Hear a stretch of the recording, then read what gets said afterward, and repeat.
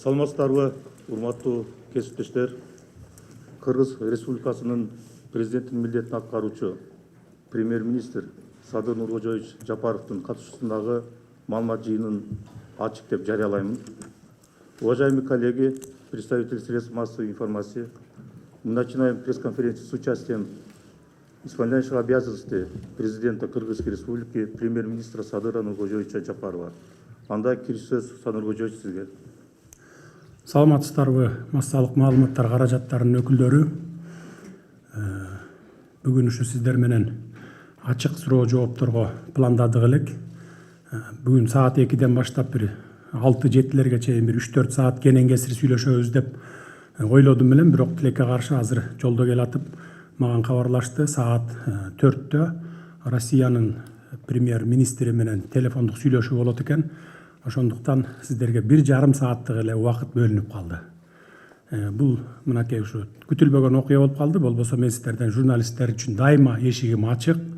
Мен ачыкмын сиздерге, муну өзүңүздөр билесиздер. Ошон үчүн бүгүн мына 1,5 саат убакыт бөлөлү, макул десеңиздер. Анан эгерде дагы үлгүрбөй калган журналисттер болсо, анда кийинчерээк бир 15-20 кийин кенен убакыт болот. Ошондо бир кенен сүйлөшсөк деп ойлойм да. Ошондуктан уруксат берсеңиздер 1,5 сааттын ичинде бүтүрсөк азыр. Урматтуу кесиптештер, сиздерден сураныч, бүгүн 86 салык маалымат каражаттарынын өкүлдөрү катышып отурат. Ошондуктан ар бириңиздер суроо берип калууга үлгүрүңүздөр. Ар бириңиздерге бирден гана суроо берүүгө мүмкүнчүлүк түзүлөт. Анда биринчи сөз, биринчи микрофон 24 кежи Жазгүл Масалиева. Саламатсызбы, Садыр Нуркожоевич. Мен конституциялык реформа боюнча суроо берейин дегем. Бул конституциялык реформанын айланасында суроолор көп. Сиздин оюңузду бир мандаттуу шайлоо боюнча гана беребиз. Ошол эле учурда азыр айрым маалыматтарга караганда президенттин ыйгарым укуктары күчөтүлүп, бийлик бир колго топтолот. Бул диктатурага алып келбейби? Андан сырткары азыркы норма, конституциянын азыркы редакциясы боюнча президент бир эле мөөнөткө шайланат. Бул нормага дагы өзгөртүү киргизилеби же бир эле мөөнөткө президент болууга макулсузбу? Андан сырткары конституциянын редакциясы Венециялык комиссия тарабынан дагы жактырылганы туура.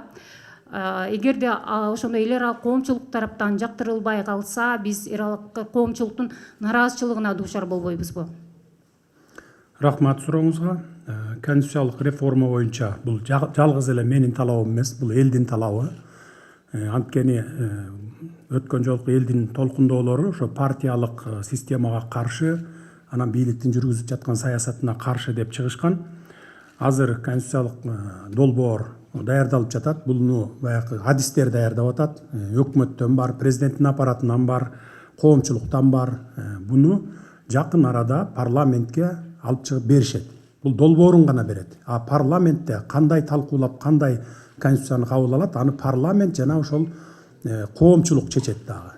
Мисалы, көз карандысыз эксперттер кирип сунуштарыңарды да берсеңер болот. Биз мунун баардыгына өкмөт жана аппарат баардык шарттар түзүп берет. Ал эми бир мандаттуу боюнча болсо, бир мандаттуу деп муну элдин талабы, бул менин талабым эмес. Бирок биз баардык жактын, баардык саясий күчтөрдүн жана баардык саясатчылардын, айрым саясатчылардын талаптарын камтып кетип атабыз. Анткени бир мандаттуу эле эмес, менин билишимче, маган берген маалымат боюнча партиялык дагы болот.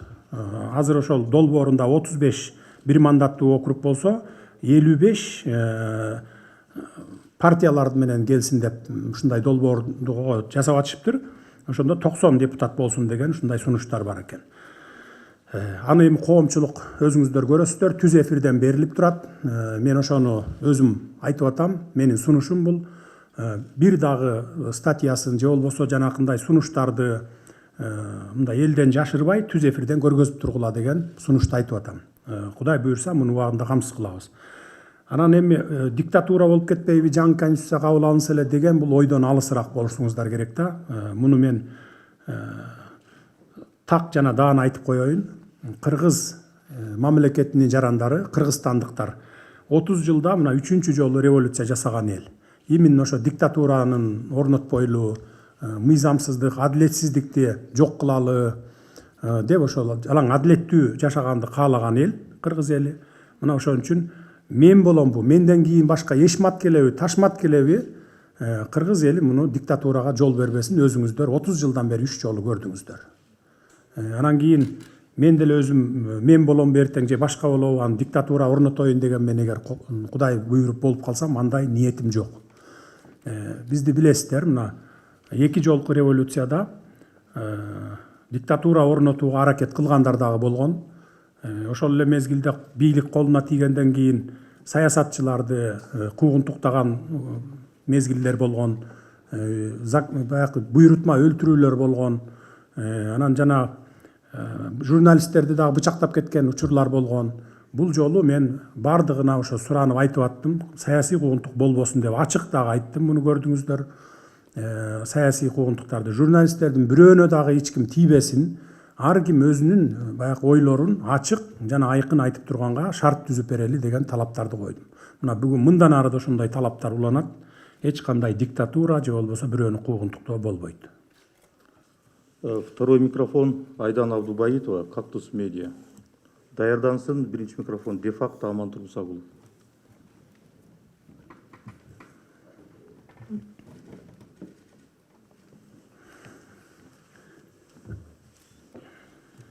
Здравствуйте, Садыр Нургоджоевич. Иностранный бизнес жалуется на то, что из-за преследования госорганов и налогов им очень тяжело вести бизнес в Кыргызстане. Вот в частности, Билайн недавно говорил, что у них есть трудности с ведением бизнеса в Кыргызстане. Вы как вот человек, который сейчас находится у руля страны, какие планы у вас по тому, чтобы скорректировать работу госорганов в отношении бизнеса? Скажите, пожалуйста, вот именно с кого, кто вот преследует иностранный бизнес? Какой орган, например? ГКМБ, Финполиция или МВД? Вы же говорите, что иностранный бизнес там кто-то преследует. Кто именно? Нет, не преследуют, но создают такие условия, что им тяжело развиваться здесь, в Кыргызстане. Вот ваши планы по поддержке иностранного бизнеса в стране? Мындайда иностранный бизнес эле эмес, бүтүндөй инвесторларды мейли ал башка өлкөдөн келеби, же болбосо мындай жекеме жеке келеби, бардыгын мен айтып атам го, биздин эшигибиз ачык деп. Мына ошол эле күч органдарына мен айтып атам, бир дагы инвесторду куугунтуктабагыла, тескерисинче бардык шарттарды түзүп бергиле деп атам. Анан биз мындай эме кылсак да, урматтуу журналисттер, бардыгын факты менен сүйлөсөк да, мынакей мисалы сиз айтканда, кайсы бизнес, кайсы өлкөнүн бизнеси, мисалы инвестору мисалы куугунтукка алынып атат, же болбосо бут тозулуп атат дегенде ошондой. Ал эми баягы кээ бир салыктарды жашырган, же болбосо ошондой бир кылмыш иштери бар компаниялар болсо, бул башка маселе. А так мындай бардыгын биз коргогонго, мына мен өзүм башында туруп коргоп бергенге биз даярбыз. Эч кандай куугунтук болбойт. Мына ушу акыркы бир айда мен 100дөн ашык инвесторлорду кабыл алдым. Ошолордун баягы 50-сү крупный бизнес менен келген инвесторлор да. Алар уже мурда келип жүргөн экен, эми мурда билесиздер, бери ылдый жактагылар эле акча сурап, керек болсо ушу президентке киргизиш үчүн $50,000 сурачкан. Мен $50,000 бересиң, президентке киргизип берем, сенин инвестицияңды салабыз, бизнесиңди андан ары жүрүшүнө мен аягына чейин контролдоп берем деп, бери жактагылар ушинтип бир эле киргизип чыгарыш үчүн ошондой болчу экен. Андан сырткары анан доля сурашчу экен. Муну мен деле мындай угуп билип жүрчүмүн. Бардыгына мен айттым, мындан кийин андай болбойт. Инвестор келсе, мындай жеке адам аны мындай крышавать этем, тигиндем, минтем дебейт. Мамлекет менен инвестордун ортосунда келишим болот. Эртең эшмат келеби президент болуп, же ташмат алмашабы, баягы инвестор ошо бойдон дагы ишин улап кетиш керек да. Мамлекет менен экөөнүн ортосунда келишим болуш керек. То есть мындайча айтканда мамлекет баягы көзөмөлгө алып бериш керек да алардын инвестициясын жана ошо бизнесин. Инвестордун дагы, мамлекеттин дагы кызыкчылыгы бирдей сакталыш керек. Рахмат. Де-факто Амантур Мусагулов. Даярдансын экинчи микрофонго Акмарал Борукеева, НТС. Саламатсызбы, Садыр Нургожоевич. Биринчиден эми өзүңүздүн президенттин милдетин аткаруучу ыйгарым укуктарыңызды токтотуп, аламан жарышка аттанып атабыз. Ийгилик каалайбыз. Ал эми менин берейин деген суроом төмөнкүчө. Бүгүнкү күндө азыр интернет тармагы абдан өнүккөн. Ушул социалдык тармактарда эл ичинде коомдун кызуу талкууга кабылган сөз бул тышкы карыз боюнча болуп атат. Мына ушул тышкы карыздын мөөнөтү жакындап калгандыгына байланыштуу көп сөз болуп атканын өзүңүз дагы билесиз. Анан сиз өткөндө ушу кен байлыктар боюнча жеринде таанышып жүрүп, түштүк жергесине барганда биз тышкы карыздарды өзүбүздүн ресурстар менен, тагыраагы кен байлыктар менен төлөсөк дагы болот экен, ушул жолу дагы бар экен деген сөздү айттыңыз. Сиз ушинтип айтып оозуңузду жыйганча эле коомчулукта Садыр Жапаров тышкы карызды төлөө үчүн нарындагы жетим тоону берген аттыр деген сөз дагы эл арасындагы аябай талкууга алынып кетти. Мына ушул боюнча эгерде сиз Кудай буйруп президент болуп калсаңыз, тышкы карыздарды төлөө боюнча нарындагы жетим тоону башка өлкөнүн жарандарына же болбосо сырттан келген инвесторлорго бересизби же бербейсизби? Сурайын дегеним мындай болуп атат, Садыр мырза, сиз ушул кумтөр маселеси боюнча аябай чоң резонанстуу материалдарды көтөрүп куугунтукка кабылгансыз, аны коомчулук дагы билет. Эртеңки күнү жетим тоонун тагдыры кумтөрдүн тагдырындай болуп калбайбы? Жана өзүбүз ушуну иштетсек болобу? Рахмат, жакшы суроо бердиңиз. Жетим тоонун 1% эмес, 1 тал куму берилбейт. Өзүбүз иштетебиз. Жетим тоо мененби же башка жак мененби, башка ресурстарыбыз менен Кытайдын карызынан кутулуу жолдорун биз издеп атабыз азыр. Кутулуу жолдору бар, аны табабыз.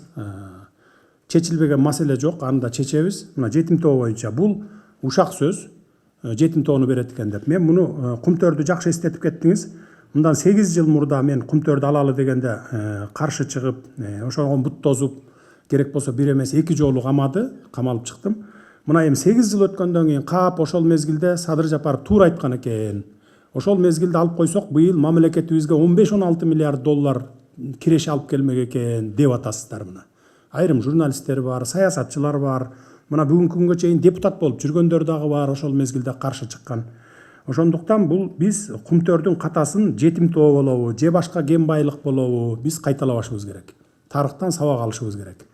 Ошо сизге ошол ар кандай эми азыр Кыргызстанда эч нерсе жашыруун эмес да. Бул ошол сөз болгон. Жетим тоодо 5 миллиардтан ашык темирдин запасы бар да, тонна. 5 миллиард тоннадан ашык. Бул бир 50 миллиард доллардын тегерегиндеги биздин сырьё боюнча запасыбыз да. Анан ушунун сырьёсу менен баягы сырьёсун берип кутулсакпы деген сөз болгон. Азыр деле ал сөз уланып жатат. Анткени бул сырьё менен гана да, мындай сырьё менен. Бир дагы бир чет мамлекеттин катышуусу болбойт, биздин өзүбүздүн гана катышуубуз болот. Эгерде ошол менен кутула турган болсок. Бир дагы процент башка өлкөлөргө бербей туруп кутулабыз. Анткени мына мисалы кара кечени алалы, көмүр алып ТЭЦке берип атпайбы? ТЭЦке берип атат, элге сатып атат. Жөн эле тоо болуп жатат кара кече. Анан ошонун четинен барып эле баягы казып алып эле ташып атат. Бул жетим тоо дагы ошондой да. Четинен эле казып эле сырьёсун ошол эл аралык дүйнөлүк баа менен сатсаң эле, ошондо бир жылда биздин эсеп боюнча бир жылда 1 миллиардка жакын долларынан кутулуп койсок болот. Жөн гана сырьёсун берсек эле. Ал эми биздин чек арага чейин, Торгартка чейин ошо 300 километрдин ар жак бер жагы болот экен. Ошол жерге мисалы ошол темир тоодон алып чек арага чейин өзүбүз ташып берип турсак, бүт өзүбүздүн жарандарды иштетсек, ошондо бир жылда ошо 1 миллиард долларга жакын сырьёну биз Кытайга берип эле ошондон ошонун акчасын алып, анан жеке эле Кытайдын карызы эмес, эми башка карыздарды да кутулуп койгонго мынакей бир жолу. Бул бир жолу да. Башка дагы бир 2-3 варианты бар, эми аларды кийин сүйлөшүүлөр жолунда чечебиз. НТС даярдансын. Саламатсызбы, Садыр Нуркожоевич, Акмарал Сабаттар НТС. Менин суроом да ушул тоо кен тармагына байланыштуу болмокчу. Кече жакында өзүңүз аймактарды барып кыдырып келдиңиз. Анан бүгүнкү күндө мына жер үй токтоп турат. Андагы техникалар өрттөнгөн. Анан ушул жер үйдүн кийинки тагдыры кандай болот? Ошол суроону берейин дедим эле сизге. Андан кийин ушул жер үйдү өрттөгөндөр кандайдыр бир кылмыш жообуна тартылабы? Бүгүнкү күндө. Бизде буга чейинки лицензия берилип иштеп аткан баягы кен байлыктар иштейт мындан ары дагы. Жер үй, анын ичинде жер үй да бар. Мен өткөндө Алабукка чаткалды кыдырып келдим. Ошол иштетпей аткан элди барып, эл менен сүйлөшүп, мындай жакындан сүйлөшүп, аларды макул кылдым. Ошол келип иштеп аткан, мурда иштеп аткан ишканаларга тоскоол болбогула, мындан ары дагы иштесин. Мурун берилип калган лицензия иштеп атат, ишмердүүлүктөрүн жүргүзүп атат. Аларды токтотуп койгондон мамлекет дагы, биз дагы, алар дагы, анан эл дагы пайда көрбөйт да. Бул только зыян тартат. Ошон үчүн азыр Алабукка чаткалдагылар баары ишке киришти. Жер үй боюнча дагы сүйлөшүүлөр жүрдү. Мен Таласка Кудай буйрса барганда эл менен да жолугам. Аяка дагы түшүндүрүү иштерин жүргүзөбүз. Жер үй дагы иштейт. Ал эми баягы мамлекеттин элдин кызыкчылыгын ошо иштеп баштасак, кийин отуруп алып туруп анан чечебиз деп атабыз да. Анткени бир сыйра баардык ошол жер кен байлыктар боюнча биз ревизия жүргүзүп, текшерип көрүп, мындай ичинен текшерип көрүшүбүз керек да баардыгын. Андан кийин отуруп алып макулдашуулар жолу менен тартып албайбыз, басып албайбыз, же болбосо баягы зордоп албайбыз. Макулдашуулар жолу менен эл дагы ыраазы, мамлекет да ыраазы, инвестор да ыраазы болгудай кылып чечебиз деп атабыз. Буюрса чечилет. Ал эми өрттөп кеткен боюнча, жанагы техникаларын өрттөйүптүр, дагы бирдекелерин, имуществолорун өрттөйүптүр деп атат. Аларды териштирилип атат азыр. Азыр жаңыдан териштирүүлөр башталды. Аны кийин сиздерге маалымат беребиз дагы. Кенжебек Арыкбаев, Айгай пресс, даярдансын Супер КЖ маалымат агенттиги. Рахмат Нуроза. Айгай пресс-кесинин башкы редактору Кенжебек Арыкбаев. Урматтуу Садыр Нуркожоевич, сиз жакында жакынкы учурларда эл менен болгон жолугушууларыңызда өзүңүздүн мамлекетти өнүктүрүүгө болгон асыл максаттарыңыз бар экенин, ошол эле учурда бир жылдын ичинде өлкөбүз оң жагына өзгөрөрүн, аны эл сезерин, ушундай сыяктуу жакшы убадаларыңызды бердиңиз. Ошол эле учурда бирок турмуштун реалдуу призмасы менен карасак, азыр экономикабыздын абалы чындап эле оор, деги эле бардык сфераларда абал анча кубанычтарлык эмес.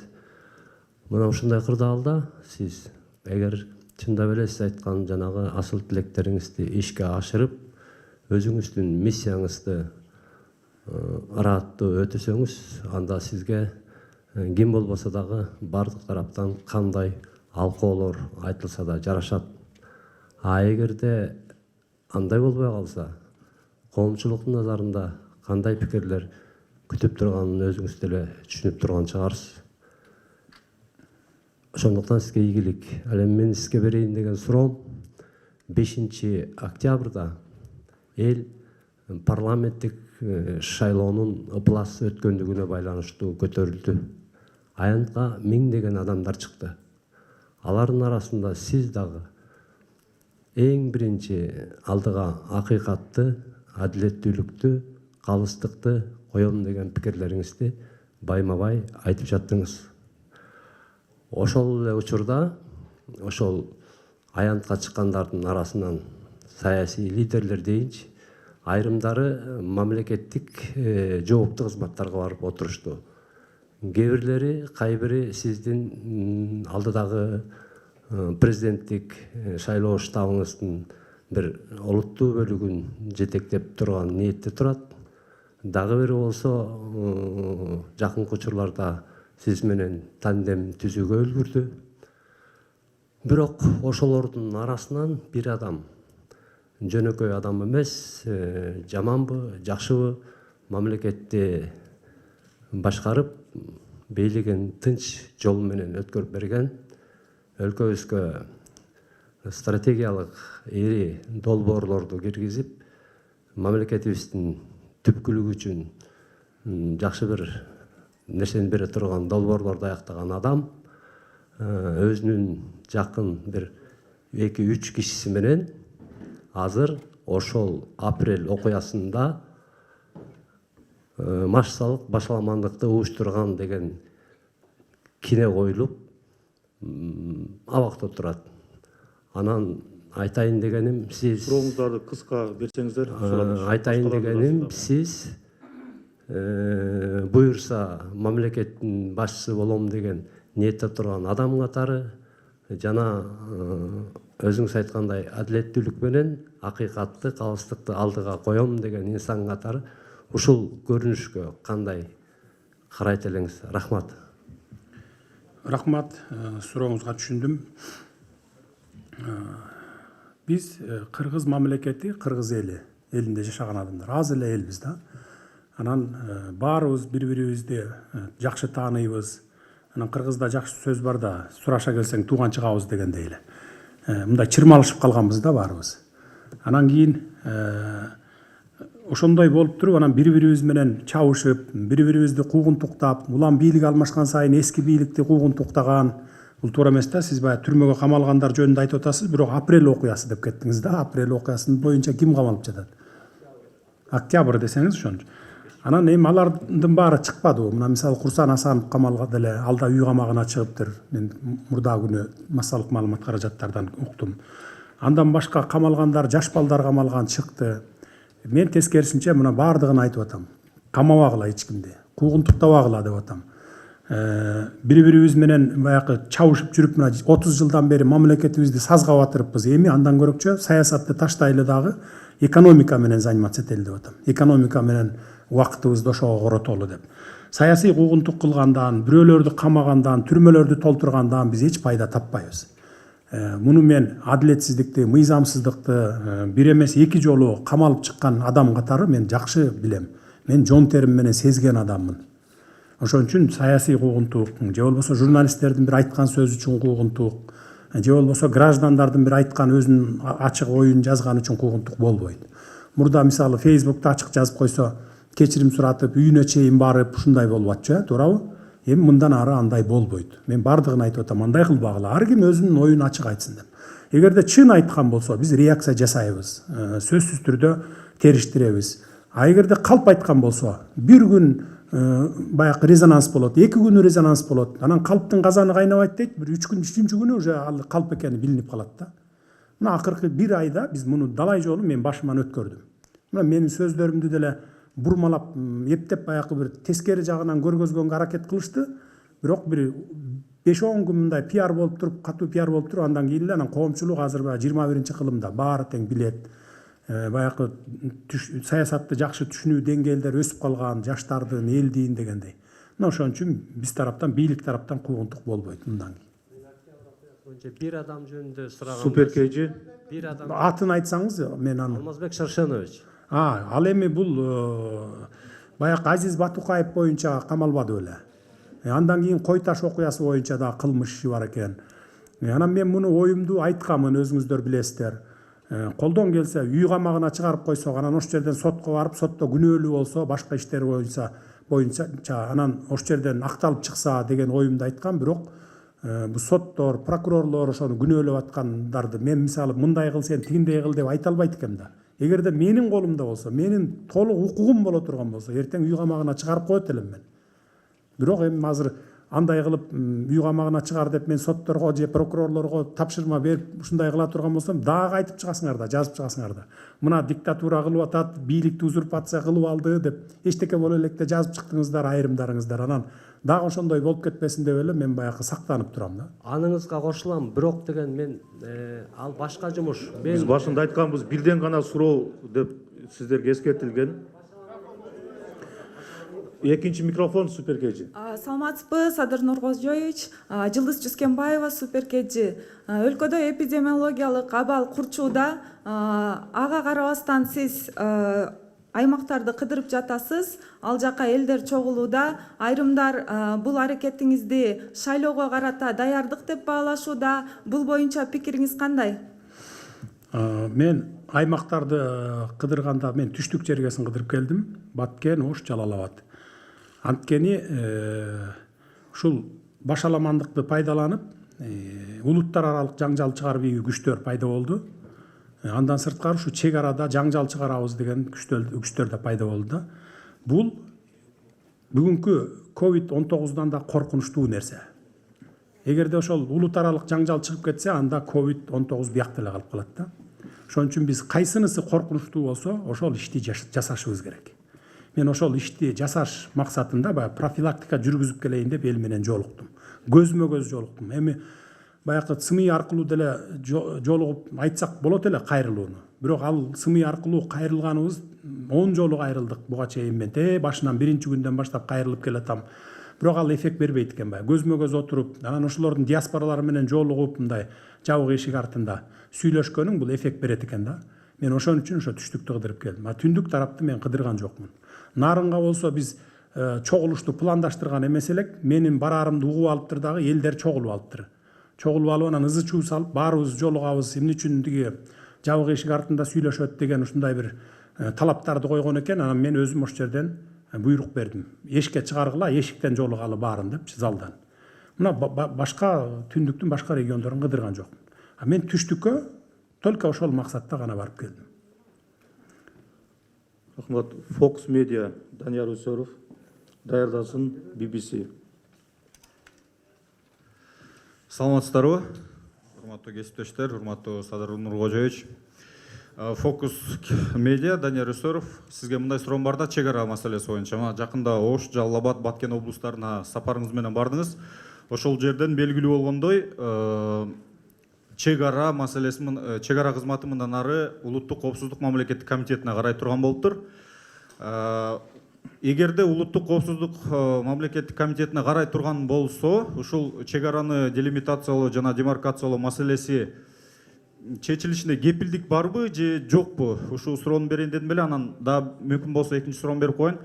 Жакында эле Нарын облусуна бардыңыз, ушул жана электр энергиясына болгон чектөөнү алабыз дедиңиздер 2021 жылдын май айынан. Эгер май айынан ала турган болсок, ушул эмки ОЗПга, осенне-зимний периодка жабдыктар, ошол эле көмөк чордондор даяр болобу же даяр болбойбу? Ушуну эксперттер менен бир талкууладыңарбы? Себеби дегенде чектөөнү алгандан кийин ошо жанакы электр энергиясын колдонуу көбөйөт да.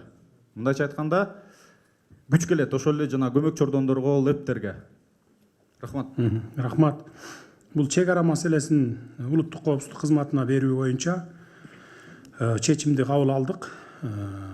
Бул жерден эч бир зыяны тийбейт мамлекетке, тескерисинче ошо чек ара кызматында иштегендердин айлык акылары көтөрүлөт.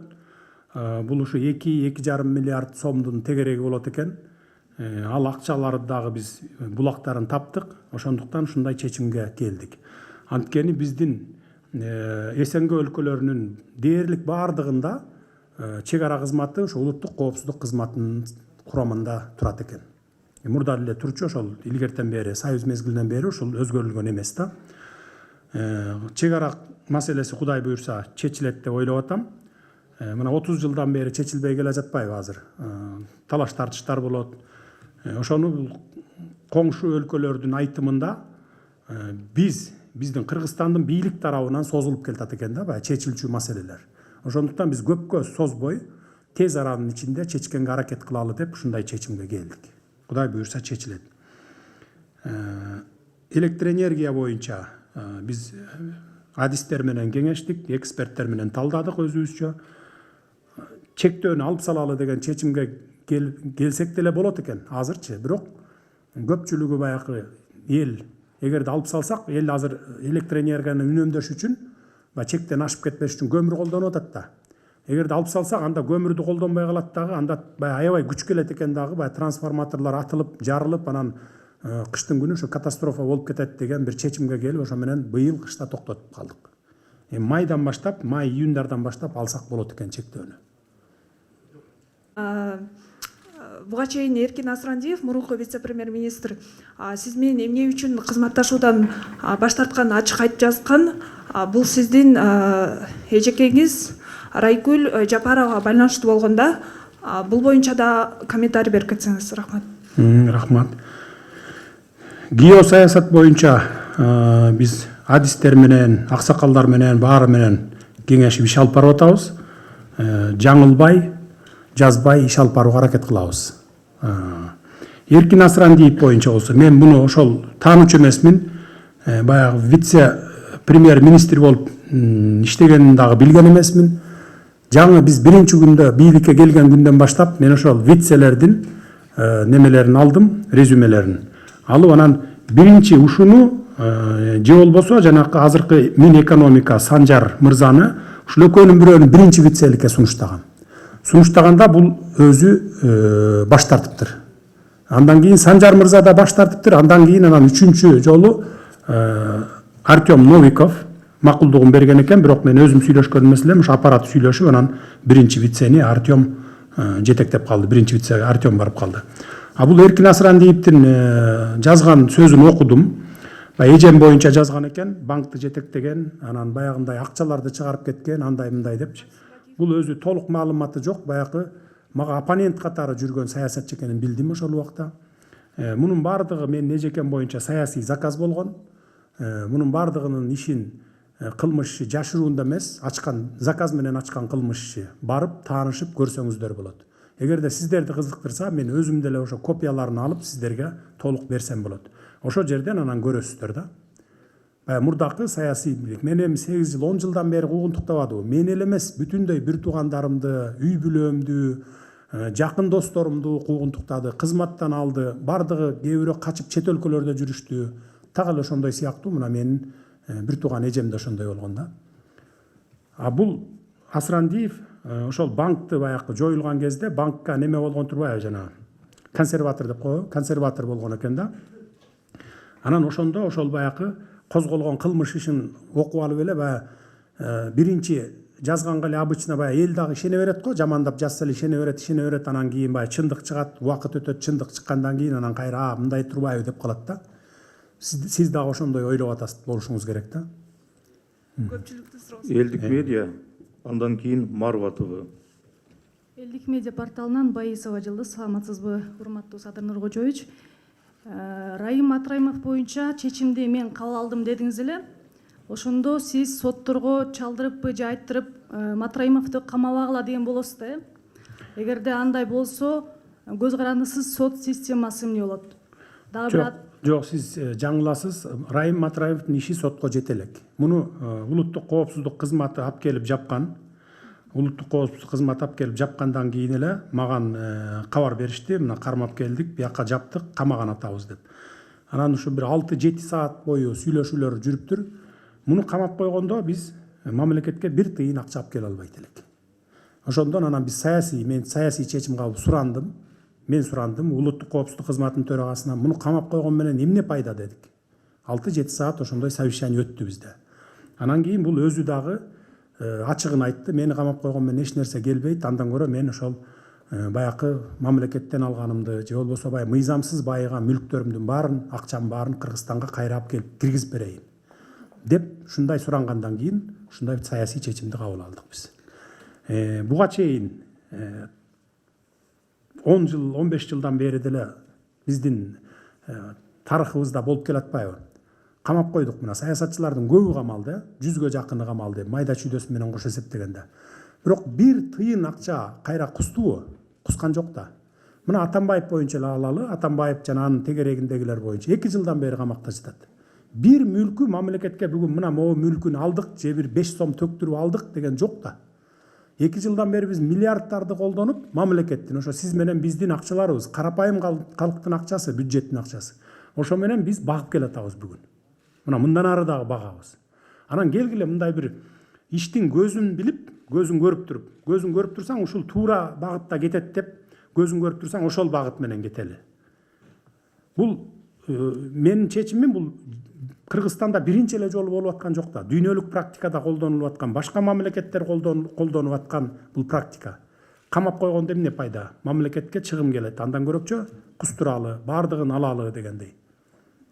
90га жакын адамдын өлүмүнө себепкер болгон Курманбек Бакиев жана анын жакындарын кармап келип, аларды камап Кыргызстандан чыгарып кетти деген кеминде бир 300 миллион долларды өлкөгө кайтаруу аракетин көрөсүзбү? Себеби учурда колуңузда бийлик бар, тиешелүү күч органдарынын жетекчилери дагы сиздин саясаттагы үзөңгүлөштөрүңүз да. 2010 жылкы окуя боюнча жалгыз эле Бакиевдер күнөөлүү эмес, башкалар дагы күнөөлүү болуп калат да. Эгерде мындай чындап адилеттүүлүк менен териштирсек. Эми ал кылмыш ишине жете элекпиз. Биз ан үчүн анын баардыгын кайрадан баягы көтөрүп чыгып, каратып, изилдетишибиз керек да. Ал эми баягы 300 миллион боюнча мен караштырайын, эгерде документтери баардыгы баягы неме болгон болсо, мунун артынан түшөбүз. Азыр ага жете элекпиз. Деги эле Курманбек Бакиевтерди, анын жакындарын, ошол кездеги жогорку жетекчилерди Кыргызстанга экстрадиция маселеси боюнча сиз ойлонуп көрдүңүзбү? Анан кантип алып кетсе болот? Биз бул маселени көтөрөбүз. Сөзсүз түрдө бул бүгүн эле эмес же эртең эле улана турган нерсе эмес. Бул 10 жылдан бери келатат го. Экстрадиция кылып бергиле деп ген прокурор сурап атат. Алмазбек Атамбаев канча жолу айтты. Андан кийинки бийлик деле айтып атат. Бирок буга мен азыр жете элекпиз да. Бир иштегенибиз, толук кандуу иштегенибиз 10 эле 15 күн болду го мына. 10 эле күн болду. Сиздин позициям мен ошо улантам ошол ишти. Мурунку бийлик ошо жүргүзүп келаткан ишти улантабыз. Баяна Кулова, Коом пресс, андан кийин даярдансын Мир ТВ. Саламатсызбы? Коом пресс, Баяна Кулова. Садыр Нуркожоевич, учурда өкмөттүн кышка жана коронавирус боюнча даярдыгы кандай? Ошо кышкы даярдык боюнча айтып кетсеңиз, анан учурда көрүп атасыз, күнүгө 500дөн ашык адамга коронавирус жугуп атат, чыгып атат, ондогон адамдар өлүп атат. Деги эле буларды даярдоодо азыр айтылып атат, больницаларда орундар калбай калыптыр деген сөздөр бар. Анан медикаменттер жетиштүүбү, орундар жетиштүүбү, ушул боюнча кененирээк маалымат бериңизчи, сизде барбы? Коронавирус боюнча күнүгө 2 жолудан маалымат алып атам, эртең менен кечинде. Орундар бар, жетиштүү. Сизге бирөө айтып аткан болсо, орун жетишпей атат деп, ал калп. Кышка даярдык Кудайга шүгүр, даярбыз. Көмүр запастары бар. Апрель майга чейин жете турган запастар бар, дагы келип атат. Коронавирус боюнча дары дармектерибиз 3 ай 4 айга чейин запастары бар. Бүт бардыгы. Дагы башка коңшу өлкөлөрдөн, жана биз союздаш өлкөлөрдөн дагы келери күтүлүп атат. Медиктер канчалык деңгээлде даяр? Медиктердин саны аз болуп атат. Чындыгында медиктер аз. Баягы мурда чечилбей келген акчаларын чечип бердик. Анын баарын бюджеттен баягы бериле турган акчаларын баарын бердик. 300 миллион сомдун тегерегинде берилбей аткан экен мурда. Баягы медиктердин акчалары баягы 200 миңден, анан жанакы иштеген иштери кызматтары боюнча өкмөт убада берген акчаларын баарын чечип бердик. Азыр бир гана маселе турат, ошо медиктердин эмгек акысын кантип көтөрүп беребиз деген. Чтоб баягы кызыгыш үчүн, кайра жумушка көпчүлүгү келиш үчүн, эми көбү коркуп баягы кетип калды да көбү коронавирустан кийин. Анан азыр бизде планыбызда бар, ошо 40%ке чейин көтөрүп берсек деп. Бул бирок эмдиги жылкы бюджетибизге жараша ошо көтөрүп берсек болот экен. Эгер 40% көтөрсөк, ал дагы бир 2 миллиард, 2,5 миллиарддын тегерегинде бюджетке дополнительный акча болот да ошондо. Биз бул жагын карап атабыз. А так, Кудайга шүгүр, баары бар. Рахмат. Мир ТВ, андан кийин Нур телеканалы. Добрый день, Садыр Нуркожоевич. Жазгуль Каримова, телеканал «Мир». Накануне в ходе саммита ШОС вы публично обратились к главе России о желании провести телефонный разговор. Сегодня вы заявили о том, что переговорите с премьер-министром России. Скажите, пожалуйста, о чем будет разговор, какие вопросы будут подняты? И сегодня же в одном из информагентств появилась информация, что главы Узбекистана и Казахстана хотят нам помочь. Ну, о чем, да, это речь?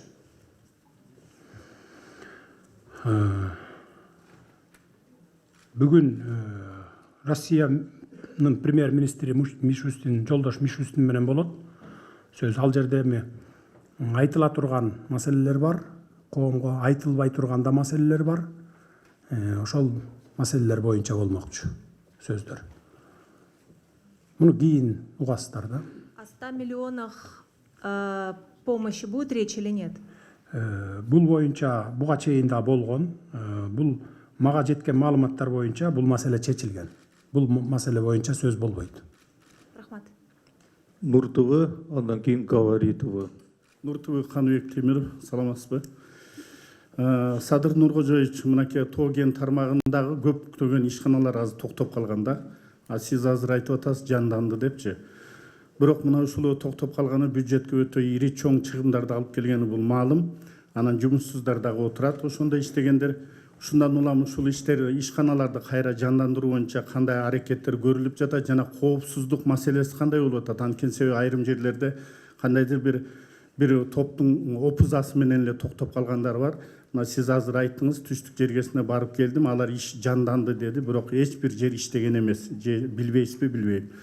Бирок дагы бир маселе ушул тоо кен секторундагы салыктын жүгүн көтөрүү маселеси коюлганда, эгерде ушул салыктын көтөрүлсө, инвесторлор мынакей коопсуздук болбой атат, булар келбей калуу коркунучу жокпу? Сиз ушуга кандайча ушу аракеттер көрүлүп жатат? Тоо кен тармагы боюнча, мисалы сиз ошо Алабукка чаткалды кендер боюнча айтып атасыздар да. 3 күндөн бери губернатор ошол жакта жүрөт, Жалал Абад боюнча өкмөттүн өкүлү да. Ошол жакта жүрөт, эл менен жолукту. Баары ишке киргенге уже жанданып баштады. Бир момент бар, мен сиздин оюңузду билип турам. Бозумчак кени боюнча Кылыч Шанаев деген мырза бир 5-6 баланы 10 чакты баланы уюштуруп алып барып иштетпейсиңер деп ушундай бут тозуп атат экен. Ал баланы дагы мен мындай социалдык түйүндөрдөн жакшы тааныйм. Бүтүн Кыргызстандын активдүү мүчөсү. Ошондуктан мен ошол жигитке да кайрылып кетемин. Антип бут тозууңузду токтотуңуз. Ал бут тозууңуз жеке маган эле эмес, бүтүндөй Кыргызстанга, ошол аймактын элдерине болот да. Өзлөрүнө өзлөрү кылган болот. Андан көрө ошол тоо кен тармактары жанданып иштеш керек. Андан кийин биз, мен айтып атам дагы 5-6 айдан кийин, жарым жыл жазга чейин барып туруп, анан отуруп алып туруп сүйлөшөбүз. Элдин кызыкчылыгы, ошо жергиликтүү элдин кызыкчылыгын дагы камтыш керек, кен байлыктар иштеген жерде. Мамлекеттин дагы кызыкчылыгын камтыш керек. Ошол эле мезгилде аларга дагы шарт түзүп беришибиз керек. Мына биз ошого чейин ошол Кылыч Шанаев мырзага айтат элем, бут тозбой, андан көрө тескерисинче жардам бергиле. Ошол жанданып токтоп калган тоо кен байлык немелери, баягы мекемелер иштеп кеткенге жардам бергиле деп айтат элем. Салык боюнча эмне кандай көз? Салык боюнча аны адистер менен кеңешип, жет өлчөп бир кесели. Мен азыр айта албайм ал боюнча. Мен эми адис эмесмин. Рахмат. Говори ТВ, андан кийин 7 канал. Саламатсызбы, Говори ТВ мультимедиалык агенттигинен Гүлназ Мединова. Финансы министрлиги тарабынан тышкы карызды төлөө үчүн элден каражат топтоо боюнча мыйзам долбоору даярдалгандыгы белгилүү болду. Албетте каалагандар каражат которсо болот, бирок ошол эле учурда буга каршылар дагы болуп жатат. Айтайын дегеним, мамлекеттин карызын элден чогултуунун өзү туурабы, сиздин пикириңиз кандай? Элден каражат топтоо боюнча мыйзам деген туура эмес, мыйзам долбоору даярдалды деген. Мыйзам эмес ал. Биз жөн гана каржы министри президенттин фонду деп счет ачты да банктан. Муну элдер суранды, бизнесмендер, колунда барлар, биз дагы баягы Кыргызстандын сырткы карызынан кутулуу үчүн салымыбызды кошолу деп суранган үчүн гана ачып койдук. Анан эми албетте каршылар дагы бар. Бирок каршыларды силер буга да силер да салымыңарды кошкула деп эч ким кыйнабайт да. Эч кимди кыйнабайт. Бул жөн гана ошо элдин суранычы менен ачылды. Өткөндө жарыя болду, бирок баягы социалдык түйүндөрдө активдүү кетпей атат окшойт, мен көрбөй атам да. Анан муну биз сүйлөшөбүз. Бул ошондой максатта гана ачылды.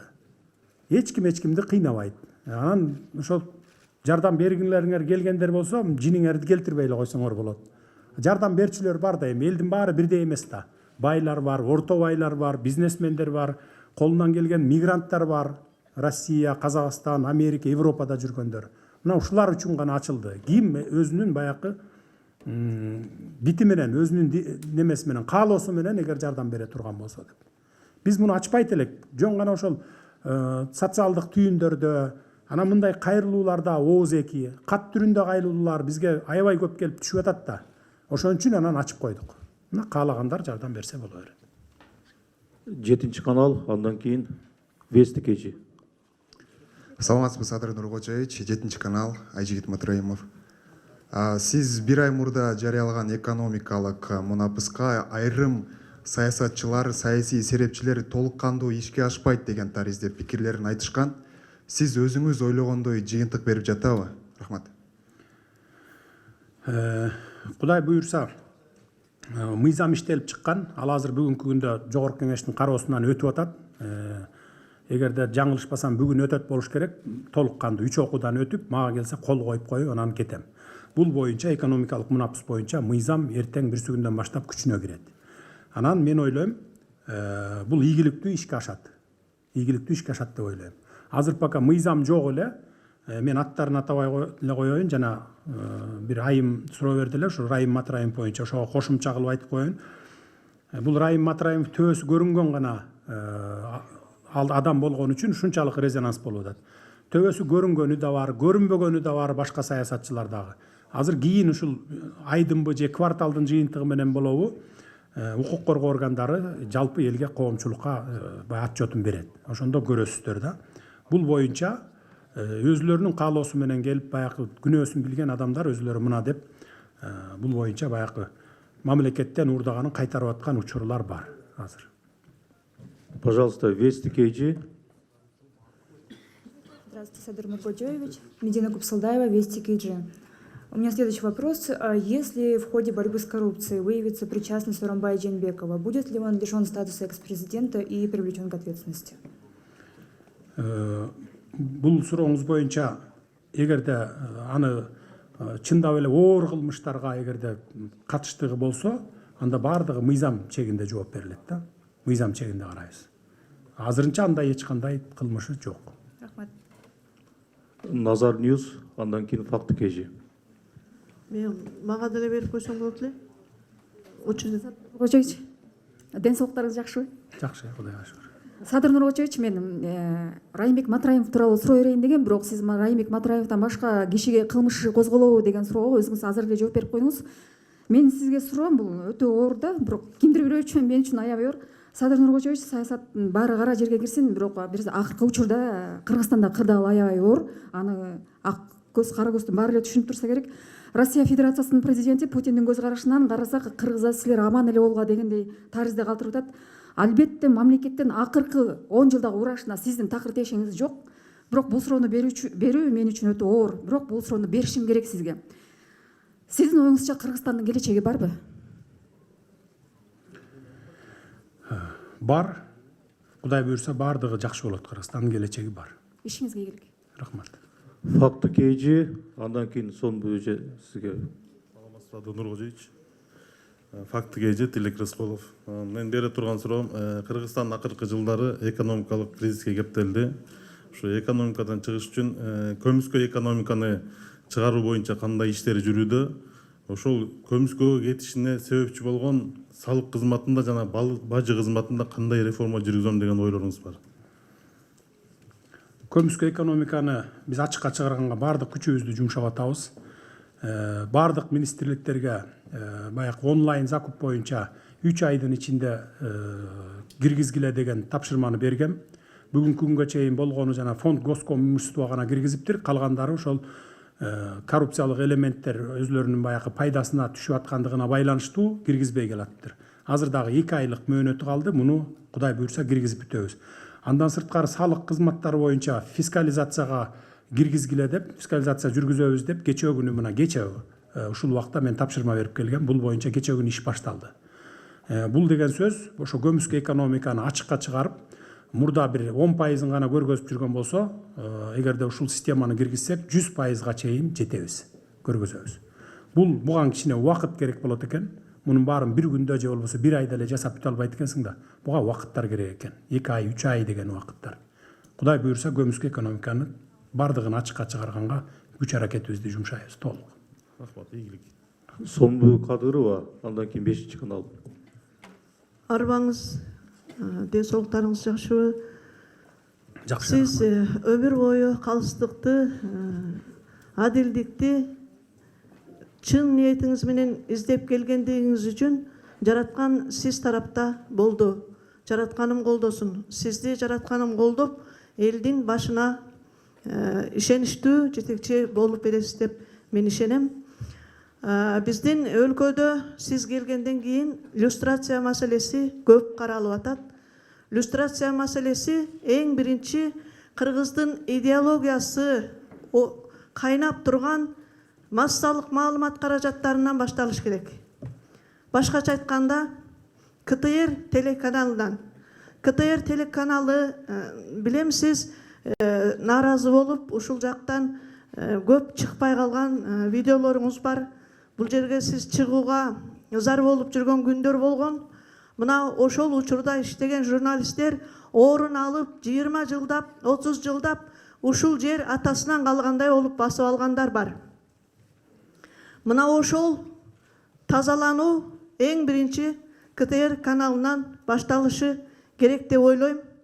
Биз азыркы моментте дагы ошолор өзүбүздүн арабыздан бийликке өзүбүздүн арабыздан алып келишибиз керек деген адамдар чуркап жүрөт.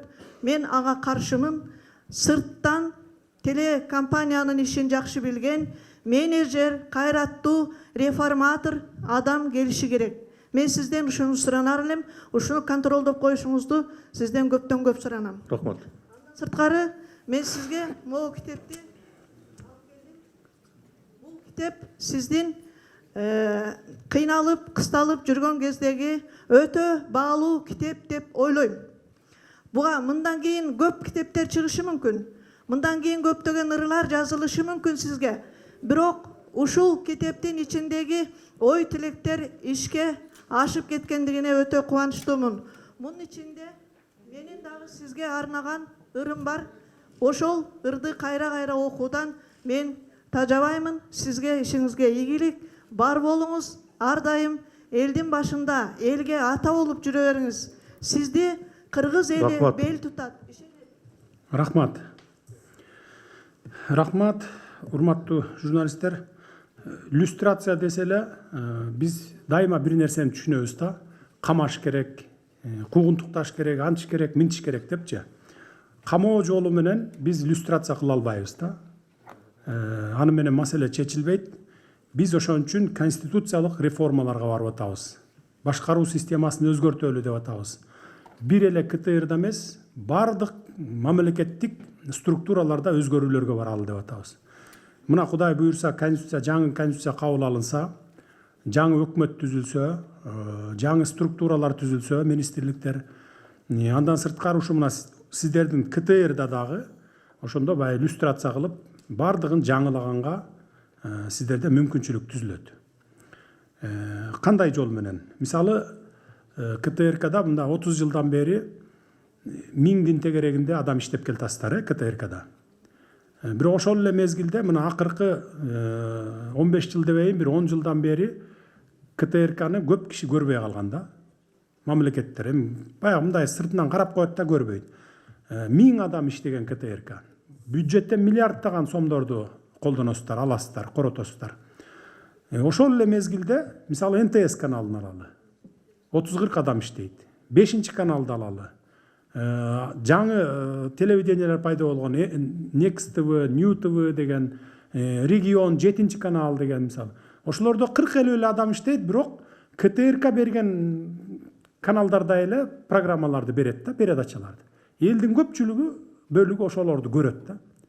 Анан мындай салыштырып көрсөңүздөр да, 1000 адам иштеген, миллиарддаган акча колдонгон КТР менен баягы жеке телеканалдардын кимисин көбүрөөк эл көрөт, анан эффективдүүлүгү кандай болуп атат. Шуну салыштырып көрүп эле анан жыйынтыкты чыгара берсеңиздер болот. Ошондуктан ушул реформалар башталганда сиздер дагы өзүңүздөр мына калыс адамдардан башыңыздарга коюп, мына аксакалдарыбыз отурат, өмүр бою ушу журналистикада келаткан, телевидение тармагында, радио тармагында келаткан аксакалдарыбыз отурат. Ушулардан, жаштардан мындай прогрессивдүү идеясы бар жаштардан аралаштырып комиссия түзүп, анан ушул кыскартууларга барсаңыздар да. Кыскартууларга барып, анан кийин кайрадан ошол КТРКнын башчысынан баштап тегил пол жуугучуна чейин конкурсный комиссия түзүп алып туруп ошо менен тазалап алсаңыздар, мына ошондо иллюстрация кылдык деп айтсак болот да.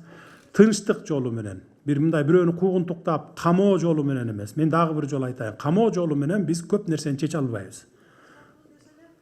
Экинчи микрофон, 5-чи канал. Раз. Максат Леспеков, 5-чи канал. Эми кыскартууну ошол азыр мен адамдар жөнүндө кеп кылган жокмун, структурасы жөнүндө айтып атам. Бирин-бири кайталаган бөлүмдөр көп. Бирин-бири кайталаган управлениялар көп. Башкаруу немелери көп. Ушулардын бардыгын компоновать этип, бириктирип, ушул жолун айтып атам. Ал эми керектүү адам, кереги жок адам дегенди сиздер ошол башында түзгөн комиссия өзү чечиш керек да. Ал керектүүбү, кереги жокпу, бири бириңерге жагабы же жакпайбы, кыйын адис болсо, башы иштеген болсо, идеясы күчтүү болсо, анан ошол менеджер болсо, андайларды баягы четтетпей баягы неме кылыш керек да, калтырыш керек да. Анан аны коллектив жакшы көрөбү, жаман көрөбү, бул жагына карабаш керек. Анткени мамлекеттин иши бул. Мамлекетчилдик менен караш керек да. А эгерде жеке компанияң болсо анда боло берет эле. Бирок ошондой бардыгы ошол карысынан жашына чейин ушу мамлекетчилдик деңгээлде ойлонуп, анан ошону караш керек да. Экинчи микрофон 5 канал. Саламатсызбы, Садыр Нуркожоевич. Атым Максат Леспеков. Айтсаңыз, өлкөдөгү чыныгы экономикалык абал азыр кандай? Мындан ары бюджеттик кызматкерлерге айлык акылары убагында берилеби? Жана азыр казынада каражат жок деген да сөздөр болууда. Эгер ошол сөз чын болсо, кайсыл булактардан каражат аласыздар? Жана дагы бир суроо, эмне себептен галстук такпайсыз? Өлкөдө экономикалык абал өтө жакшы деп да айта албайм, өтө жаман деп да айта албайм, орточо. Орточо жылдын аягына чейин баягы защищенный статьяларды беребиз. Эч кандай мындай эме болбойт. Ноябрь, декабрь жылдын аягына 31-ине чейин баарын жаап атабыз буюрса. Анан кийинки жылдыкын азырынча прогнозубузду кыла элекпиз. Отуруп аны жасайбыз жаңы жылдан кийин. Буюрса биз абалдан чыгабыз деп эле ойлоп атам. Ал эми мамлекеттик кызматкерлердин эмгек акысын көтөрүү бул азыр бизге эрте. Анткени анын үчүн биз бюджетибизди 2 эселеп, 3 эселеп көтөрүшүбүз керек. Алардын зарплатасын көтөрүш үчүн, эмгек акысын көтөрүш үчүн. Буга 1 ай, 2 айлык, 3 айлык убакыт жетпейт. Буга жылдар керек. 1 жыл, 2 жыл убакыт керек болот. Мына могу көмүскө экономикадан чыксак, биз чыгарсак баягы, анан бюджетибиз көтөрүлөт. Коррупцияны жок кылсак, бюджетибиз көтөрүлөт. Ошондон кийин гана көтөрөбүз деп айта алабыз. Азырынча аны айта албайбыз. Анан галстукту мен жөн эле таккым келбейт, мындай муунта берет да баягы, муун мындай улам тартып баягы неме кылган үчүн, ошон үчүн эле такпайм мен, башка бир причинасы жок анын. Кечээ тактым го мынакей. Шосто тагып отурдум, кой эми бардык өлкөлөр менен баарлашабыз анан тагып отурайын деп. Биринчи микрофон Марал радиосу. Саламатсызбы, Марал радиосунун кабарчысы Бахар Хакимова. Сизди израилдик лоббист компания менен $1 миллион келишим түздү деген маалыматтар тарады. Чет элдик басмалар жазышты. Өкмөт болсо муну расмий четке какты. Эгер андай болсо, аларга чара көрүлөбү? Анан бул иште эмне себептен сиздин атыңыз аталды? Жөнөкөй дагы бир суроо, акыркы жолу качан, кайсы китепти окудуңуз? $1 миллион боюнча бул мен жана айтып өтпөдүмбү? Bir айдын ичинде, акыркы 1 айдын ичинде 100дөн ашык инвесторлор келди деп. Анын ичинде ошол ири инвесторлор да бар, орточосу да бар, анан баягы майда чүйдөлөр да бар деп. Ошолордун арасында маган алып кирген экен. Мен ошо эсимде жок. Кийин тактасам бир улгайган аксакал алып келиптир. Жөн гана сөз болгон. Мен баягы эле жалпыга айтып аткан, азыр айтып аткан сөзүмдү деле айтканмын. Биздин эшик инвесторлор үчүн ачык. Эгерде эки мамлекеттин ортосунда тең бирдей кызыкчылык болсо, анда биз иштешүүгө даярбыз деп. Анан баары эле ошентип макул деп эле кетип атышат. Сунушуңарды алып келгиле деп атам мен. Сунушуңарды алып келгиле, көрөлүк. Эгерде баягы бирдей кызыкчылык болсо, анда биздин элге, мамлекетке зыяны тийбеген кызыкчылык болсо, келгиле алып келгиле деп атам. Ошолордун эле бирөө экен. Анан бул баягы ошону алып келген биздин жаран экен, Кыргызстан жараны. Ал болсо жана агентство по привлечению инвестиций деген бар. Ошолорго кайрылып бизге МИДке кагаз жазып бериңиз, ушул инвесторлорубуз кийинки келгенде Кыргызстанга тоскоолдуксуз келсин деген суроо менен кайрылган экен. Ал жаңы иштеп аткан бала, ал билбей эле баягы кол коюп ийиптир дагы МИДке ошондой кат жөнөтүптүр. Бул эми баягы майда чүйдө гана кемчилик. Анан ушул майда нерседен чоң нерсе чыгарып туруп баягы кара пиар менен неме кылайын дегендер ошондой эле баягы жүргүзбөй ишти да. Ушундай болду. Келишим түзүлүптүр деп. Эч кандай өкмөт менен алардын ортосунда келишим түзүлгөн жок. Эгерде инвесторлор менен келишим түзүлгөн болсо, мейли кайсы өлкөдөн болбосун, ким болбосун, биз ачык айкын түзөбүз. Ачык айкын түзөбүз. Мурдакыдай жеке ишкерлер барып ортого кирүү мындай коррупциялык моменттер болбойт. Только инвестор менен мамлекеттин ортосунда гана келишимдер болот. Урматтуу кесиптештер, бир гана суроо берсеңиздер убакыт тарып атат. Экинчи суроого келгенде микрофон өчүрүлөт. Китеп боюнча акыркы жолу эмне үчүн бай өлкөлөр абдан бай болуп кетет дагы, кедей өлкөлөр эмне үчүн абдан кедей деген китепти окудум да. Ошону окуп чыктым. Экинчи микрофон Келкел журналы, андан кийин Спутник. Сиз азыр эле өз сөзүңүздө мен ушул адилетсиздиктерди жөн термин сезимди айтып өтпөдүңүзбү? Биздин Кыргызстанда негизинен мындай адилетсиздикти менен отырган камакта адамдар көп, муну баарыбызга да белгилүү.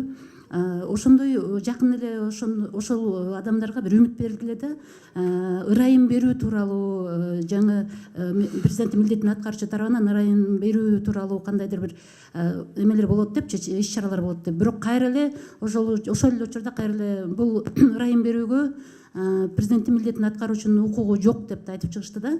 Анан биздин редакцияга миңдеген энелерден алардын бирден бир үмүтү балдары да.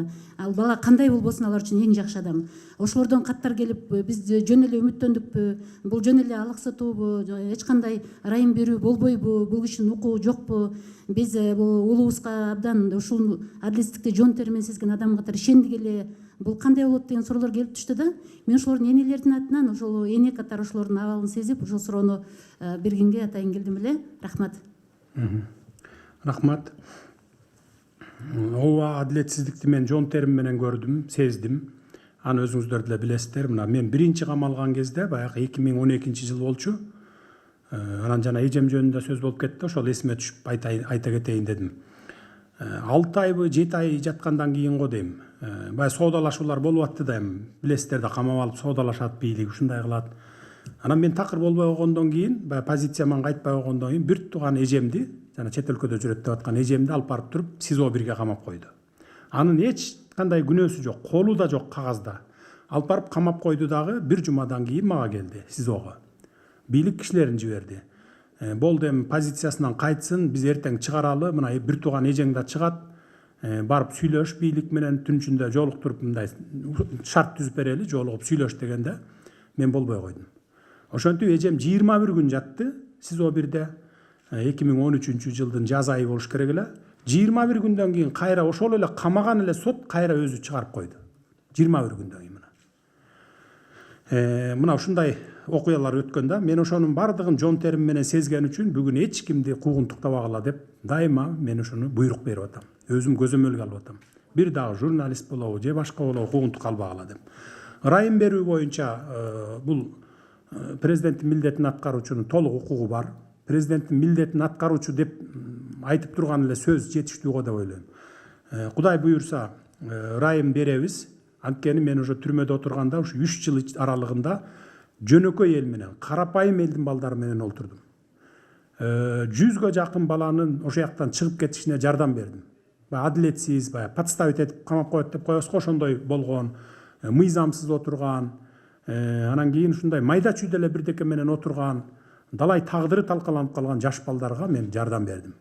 Ошол отурган кездерде. Мен кандай жардам? Мисалы кат сабаты жок, көпчүлүгүнүн кат сабаты жок болот да, тамга тааныбагандар болот. Ошолорго арызын жазып берип аттым, омбудсменге арыз жазып берип аттым, жогорку кеңешке, президентке ырайым жазуу боюнча, берүү боюнча жазып берип, жардам берип, ошо жүздөгөн ашык баланы чыгып кетишине мен себепчи болдум. Эми ал жерде 100 эле бала эмес, 1000 деген балдар отурат. Мен мисалы төбөсү көрүнгөн адам катары ошо мыйзамсыз камалды, адилетсиз камалды деп баягы коомчулукка дайыма коомчулуктун чордонунда болуп турду. А мен окшогон 1000 деген адамдар отурат ал жерде. Ушу бир 5000 адам түрмөдө отурса, ошонун бир 2000 адамынын ичинде баягы адилетсиз отургандар бар да. Алар жалаң карапайым калктын балдары. Бир чиновник же болбосо бир чиновниктин баласы жок. Кантип отурат ал? Мисалы, мурда баягы биздин союздан бери калган адат бар да, ушул ички иштер кызматкерлери тарабынан, мисалы оперлердин тарабынан, мисалы бир роудуда 5 опер болсо, опер кызматкери болсо, 3 кылмышкерлерди кармап келе баштайт, баягы неме болот, баягы результат көрсөтөт, а 2 кармап келе албайт. Анан баягы башчысы отуруп, бул үчөөнөн эмне айырмаң бар деген отчет алат да, талап коет да. Силер булар монча кылмышкер кармап атат, силер кармабай атасыңар деп. Анан беркөккө чыгып эмне кылат? Кылмышкер жок болсо бирөөнүн чөнтөгүнө бир анашаны таштай коет, же болбосо бирдеке таштай коет, бир ок салып коет, же пистолет салып коет, мына моуну мойнуңа ал деп туруп, ошону менен сотко алып келип соттоп түрмөгө айдап ийген учурлар өтө көп кездешет. Мына бүгүн дагы бар да ошондойлор. Мына ушундай адамдар өтө көп, толтура. Анан мен азыр ошону талап кылып атам. Андай результат дегенди таштагыла. Мындай далил менен гана иштегиле, далил жок болсо антип талап кылып сен результат бербей атасың, сен иштебей атасың деген талапты койбогула. Ал баары бир ошол кызматкер болуп иштеп аткандан кийин эл арасында профилактика жүргүзүп атат, сүйлөшүп атат, башка иш менен ишип атат, ошон үчүн зарплата алат мамлекеттен деп. Ал эми камакта жаткандарды бүгүн эртең кагаздары даяр болсо ырайым берип чыгарабыз. Бул жерде баягы адилетсиз жаткандар жөнүндө кеп болуп атат. Анан майда чүйдө кылмышкерлер да бар анын арасында, аларды да чыгарабыз. Анткени биз ошо миңдеген адамдарды түрмөгө камап алып, биз миллиарддаган сомдорду жумшап чыгым болуп атабыз. Бизге мамлекетибизге эки жагынан зыян келип атат. Биринчи, элдин акчасын коротуп аларды багып атабыз. Экинчи, аларды үй бүлө, бала чака, эн ата, бир туугандарынан ажыратып коюп, түрмөдө кармап жатабыз. Мына ушул себептерден гана биз болушунча баягы ревизия кылып, баягы 2000ге жакын адам неме жазган экен, баягы ырайым берүү боюнча. Анын арасынан ошол азыр ырайым берүү комиссиясы карап атат, жаза аткаруу мекемелери карап атат. Ошолорду маган списогун алып келсе, ырайымды беребиз. Бул жерде мен ачык эле айтып коеюн, дароо эле азыр эле айтып коеюн. Киши өлтүргөн, жанагындай оор кылмыш жасаган, дайыма кылмыш жасаган, анан кылмыш чөйрөсүнүн мүчөлөрү бул жерде жок. Аялдар бар бул жерде, кичинекей балдары менен түрмөдө жаткан, боюнда бар аялдар, 3 жашка чейинки аялдарын багып аткан, 3 жашка чейинки балдарын багып жаткан аялдар бар. Анан сыртта баягы детдомдого кетирген, ошол түрмөдө жатканда 3 жаштан кийин балдарын детдомго айдап ийет, же болбосо туугандар алып кетет. 3 жашка чейин ошол жерде түрмөнүн ичинде багат аялдар. Мына ошолорду чыгарып атабыз. Мына ушундай кыйналган адамдарды чыгарып атабыз. Үй бүлөсүнө барып жанын баксын. Эки пайдасы бар. Биринчи, мамлекеттин акчасын экономдойбуз. Экинчи, аларга ырайым кылып, бир туугандарына үй бүлө, бала чакасына барып кошуп атабыз. Биринчи микрофон Спутник даярдансын, Шаиста. Саламатсызбы, Садыр Нуркожоевич, Спутник Кыргызстан агенттиги, Элеман Карымшаков. Мен сизге ушу региондордогу жолугушууңуз тууралуу суроо бергим келди. Ошол учурда 100 000 сомго чейин кредит алган үй бүлөлөргө өкмөт жардам бере турганын айттыңыз. Эгер аны эсептей турган болсо, 1 миллиард 200 миллион сом керек экен аны ишке ашырууга. Бюджеттин тартыштыгы 35 миллиард сом болуп жатканда, ал каражатты кайдан табасыздар? Анан ошол жолугушууга барганда, түштүк регионуна барганда 2000 5000 адам баткан стадионду эл жолугуп жаттыңыз. Эмнеге мамлекеттин башында өзүңүз тургандан кийин карантиндик чектөөлөрдү эске албай жатасыз? Буну бир жагынан шайлоо алдында мамлекеттин эсебинен агит компаниясын жүргүзүп алды деп атап жатышат. Буга кандай комментарий бересиз? Ушундан кийин таза шайлоо өткөрүүгө ишенсе болобу? Эми жолугушуулар боюнча жана дагы айтып өттүм, азыр дагы кайталап коеюн. Биз тигил айтып атат, бул айтып атат, бул журналист минтип жазып атат, же тиги сайт ушинтип жазат деп алардан коркпошубуз керек. Биз иштин көзүн көрүп тургандан кийин кыргыз элинин, кыргыз мамлекетинин тынчтыгы үчүн иш алып барышыбыз керек да. Биз ал тигил немелерден коркпостон ошондой алып барышыбыз керек. Мен жана дагы айтып өттүм, эгерде биз 2010 жылдагыдай көзөмөлдөн чыгарып ийсек, биз алдын ала баягы профилактика иштерин жүргүзбөсөк, анда деген улуттар аралык жаңжал чыгып кетсе, сиз айтып аткан баягы COVID-19 биякта эле калып калат да. Мына ошол максатта бардык. 2010 жылы билесиздер да, көзөмөлдөн чыгарып ийген да. Эч ким барган эмес. Ошол жердеки улуттук коопсуздук кызматкерлери кат жөнөтүп турган. Мына эртең болуп кеткен атат, бүрсү күнү болуп кеткен атат дегенде эч кимиси тымпыйып жатып алган, үйлөрүндө уктап жаткан. Мен антип жаткым келген жок. Барып көзмө көз жолугушуп, ошолорду басып келдик. Макулдашып келдик. Андайга барбагыла. Бул эки элге Кыргызстандын ичине жакшылык алып келбейт. Бул күндөр дагы өтөт. Ошон үчүн чыдагыла деп ошолордун башчылары менен, диаспоралар менен жолугушуп келдик. Көзмө көз. Ал эми кредит боюнча 100 000 сомго чейин алынган кредиттер бул абдан көп экен. Анткени өзүңүздөргө белгилүү, 100 миңге чейин кандай адамдар кредит алат? Турмушу начар, баягы эң баягы ылдыйкы слойдо жашаган жарандарыбыз алат. Биз ошолорго караштырып туруп, бюджеттин эсебинен эмес, бул бюджетке кирбеген акча. Бюджетте пландалбаган акча башка источниктерден таптык, таап туруп 1 миллиард 200 миллион сом жумшадык. 100 миң сом алган, 100 миң сомго чейин алган, кредит алган жарандарыбыздын 3 айлык проценттерин жаап берели дедик. Анткени булар өзүңүздөр билесиздер, 1 жылдан бери эле, 2 жылдан бери эле суранып келатпайбы?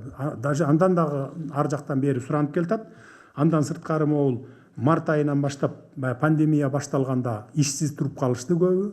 Базарлар жабылды, көп бизнестер токтоду. Ошондон бери абдан кыйналып келаткан слойда биздин жарандар. Ошолордун кайрылуусу источник биз таптык. Муну кийин отчет бергенде айтабыз, жылдын аягында. Дагы бир жолу кайталайм, бюджеттин акчасы эмес, бюджетке кирбеген акчадан источниктерден таптык. Любой нерсени чечилбеген маселе жок, бардыгын чечсе болот. Только иштеш гана керек да. Анан булар көп баягы кайрылуулар көп келип түшкөндүгүнө байланыштуу биз ушул ишти жасадык да. Мен өзүм билип эле же болбосо бир популисттик кадамга барып жасаган маселе болгон жок. Пикеттер болуп атат, мына топ-топ болуп 40-50дөн 30-40-50 адамга чейин келип мага кирип атты акыркы бир айда. Мына мондай кыйналып атабыз, үйүбүздү залогко койгонбуз, же болбосо машинебизди залогко койгонбуз, алып атат деп кайрылып эле жүрүшпөйбү? Бир топ жылдан бери кыйналып жүрүшпөйбү? Мына ошондон кийин анан биргелешип туруп каржы министри менен, экономика министри менен жана башка бардык өкмөт мүчөлөрү менен, тиешелүү өкмөт мүчөлөрү менен ушундай чечимге бардык. Экинчи микрофон Суперинфо Гезити Шаиста, андан кийин клуб КЖ. Саламатсыңарбы?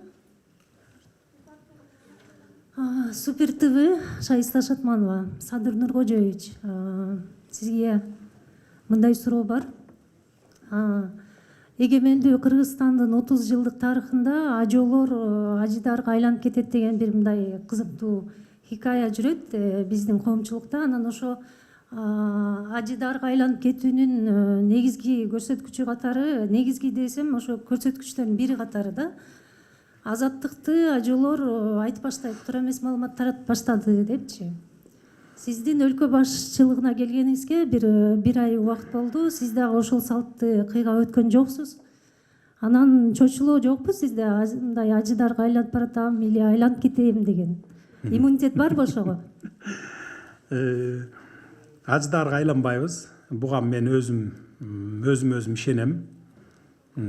Ажыдарга айланбайбыз. Биз өткөндөн сабак алышыбыз керек. Өткөндөрдүн катасын кайталабайбыз. Ошондуктан мен буга кепилдик бере алам сиздерге.